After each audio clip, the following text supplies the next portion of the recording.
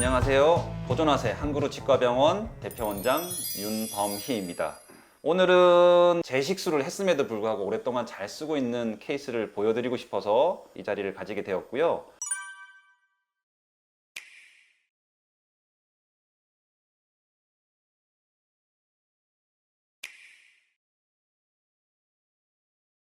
물론 이제 잘 된 케이스도 있지만 잘 안 된 케이스도 있어요. 제가 있지만 그런 두 가지 케이스를 동시에 가지고 있는 분이 계셔서 설명을 드릴까 하고 가지고 나왔습니다. 이 케이스를 설명드리기 전에 환자분들께서 뭐 유튜브를 보거나 아니면 저를 어떻게 알게 돼서 소개로 오시는 분들도 많지만 제 주변의 치과의사 분들께서도 저한테 환자를 보내는 경우가 많거든요. 보존과 전문의라고 해서 무조건 치근단 절제술을 재식술을 액티브하게 하는 건 아니에요. 보존과 전문의시지만 처음부터 이런 수술적인 치료는 안 하고 전통적인 비외과적인 신경치료만 전문으로 하시는 분들이 대부분이시거든요. 하지만 이제 보존과 전문의이기 때문에 케이스를 선별할 수 있는 능력들이 당연히 좋으세요. 이 치아는 정상적인 신경치료로 잘 낫고 있지 않지만 재식술이나 치근단 절제술을 통해서 충분히 좋아질 수 있다라고 판단하시는 분들은 보존과 전문의임에도 불구하고 저한테 환자를 보내시는 분들이 꽤 많이 계시거든요. 최근에 제가 문자를 받은 건데 한참 한 10년 정도 이 선배님께서 자기가 보시던 환자분들이 잘 치료가 안 돼서 저한테 이제 보내주셨고 제가 재식술로 좋은 케이스인 것 같아서 재식술을 시행한 케이스예요. 물론 이제 보존과 선배님께서 자기 환자를 보내주셨기 때문에 저는 수술만 하고 다시 팔로업을 잘할 수 있는 보존과 선배님한테 돌려보내드렸고 그 병원에서 경과관찰을 받다가 이렇게 예전에 내가 보내드린 분 재식술을 한 케이스인데 이렇게 건강하게 잘 쓰고 있다. 요즘에 다들 뽑고 임플란트를 하려고 하는데 누가 이렇게 살려주냐 이렇게 칭찬을 해주셔서 저도 기분이 너무 좋고 해서 이런 사례가 꽤 있다.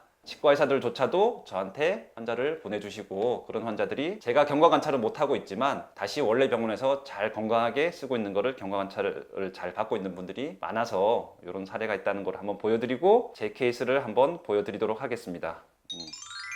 2015년 1월 달에 47세 남성분이 저한테 찾아오셨는데요. 이제 아직도 저랑 잘 경과관찰하고 있는 분인데 왼쪽 아래 두 개의 치아 큰 어금니를 타 병원에서 신경치료를 했는데 계속 아프다는 주소로 저를 찾아오셨어요. 근데 신경치료 받은 게 뭔가 정상적이어 보이진 않았어요. 신경관이 왠지 막혀서 정상적인 신경치료가 완성되지 못한 듯한 느낌이 들었고 일단 이 상태에서 기존의 재료를 다 제거하고 재신경치료를 저도 여러 번 시도해 봤지만 뿌리 끝이 석회화가 되어 있어 막혀 있었고 환자분 통증은 계속 지속되었기 때문에 이 두 치아 다 치아 재식술을 결정하게 되었어요. 물론 이제 치근단 절제술을 하면 좋지만 안쪽 치아일수록 치아 뿌리를 덮고 있는 피질골 뼈의 두께가 굉장히 두꺼워지고 시야 확보를 하기 힘들기 때문에 시야 확보를 하기 힘들다는 것은 그만큼 좋은 치료를 하기 힘들다는 의미로 받아들이시면 될 것 같아요. 그래서 치근단 절제술은 못하는 부위였고 차선책으로 재식술을 하게 되었어요. 지금 치근단 재식술을 하기 전 사진이고요. 하고 난 후 사진을 보면 요 두 큰 어금니를 진행을 했고 다음에 뿌리 끝을 일부를 잘라내고 생체 친해적인 재료로 뿌리 끝을 봉한 흔적들을 볼 수가 있고요. 이분 같은 경우는 다행히 재식술을 성공할 수 있었던 것이 치아가 손상 없이 잘 뽑혔어요. 근데 치아 재식술의 단점이 치아를 뽑다가 어쩔 수 없이 이제 치아가 부러지면 더 이상 진행을 못하고 완전히 치아를 발치해야 되는 단점이 있어요. 이분은 이제 다른 방도가 없었기 때문에 그런 위험을 무릅쓰고 재식술을 했지만 다행히 두 치아 다 잘 뽑혔기 때문에 재식술을 진행하였고요. 그동안 이제 호소하였던 이제 통증 양상이 재식술 후에 완전히 없어졌기 때문에 추후에 이렇게 크라운까지 완성한 상태예요. 수술 직후 사진이 이렇게 치근 분지부 부위에 뼈가 좀 없어져 있는 치주염 소견이 있었는데 보철 완성 때까지 한 3개월 정도 경과 관찰 후에 봤더니 생각보다는 치근 분지부의 뼈가 잘 재생이 될 수 있겠다라는 제 소견이 있었는데 그럼에도 불구하고 몇 년 동안 잘 썼어요. 4년 정도 후 경과 관찰을 해봤더니 두 치아 중에 앞치아 뿌리 끝에서 병소가 재발하는 양상이 보였고 그리고 뿌리 뒤쪽에 치근 외흡수라는 부작용이 생긴 게 관찰이 되었어요. 재식술 할 때도 마찬가지고 간혹 이제 넘어져서 어린 초등학생들 치아가 통째로 뽑혔다가 빠른 이제 처치를 통해서 다시 재식한 경우가 있잖아요. 외상 후에 그런 경우에도 흔히 간혹 나타날 수 있는데 단기간은 아니지만 장기간적으로 내 몸이 다시 재식한 치아를 내 몸으로 받아들이지 못하고 이물로 받아들여서 이제 공격을 하는 거예요. 치아 뼈를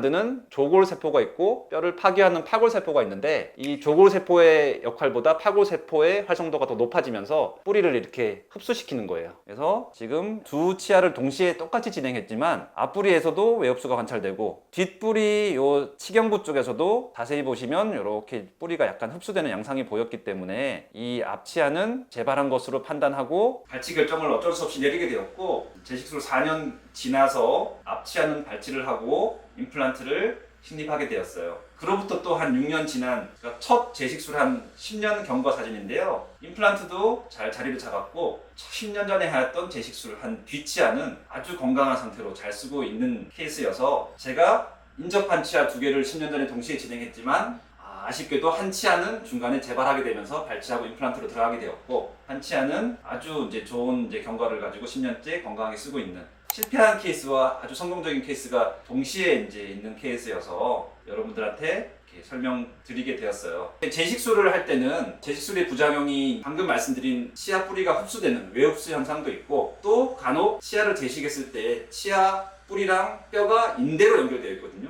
수많은 치주 인대로 연결되어 있는데 이 인대강이 흡수되는 치아 강직이라는 부작용이 생기기도 해요. 부작용이긴 하지만 치아를 쓰는 데는 문제가 없는 그런 거라고 생각하시면 될 것 같아요. 그래서 이렇게 제식술을 할 때는 언제나 부작용 가능성을 어느 정도 안고 있기 때문에 주기적인 관찰 하에 지속적인 관리가 필요하다. 오늘 설명드린 환자분 같은 경우는 지속적으로 1년에 한 번, 최소한 한 번에 2번 저한테 체크를 받았기 때문에 재발한 것도 일찍 확인할 수 있었고 재발이 확산되어 주변 뼈가 더 무너지기 전에 다시 발치 진단을 하고 임플란트를 잘 심었기 때문에 그 자리에 심은 임플란트조차도 치조골이 없어지는 임플란트 주위염 현상이 전혀 없이 건강하게 잘 쓰고 있는 그런 환자분을 오늘 여러분들한테 소개해 드렸습니다. 여러분들도 어떤 케이스인지 전문가의 적절한 진단을 꼭 받아보시길 부탁드리겠습니다. 감사합니다.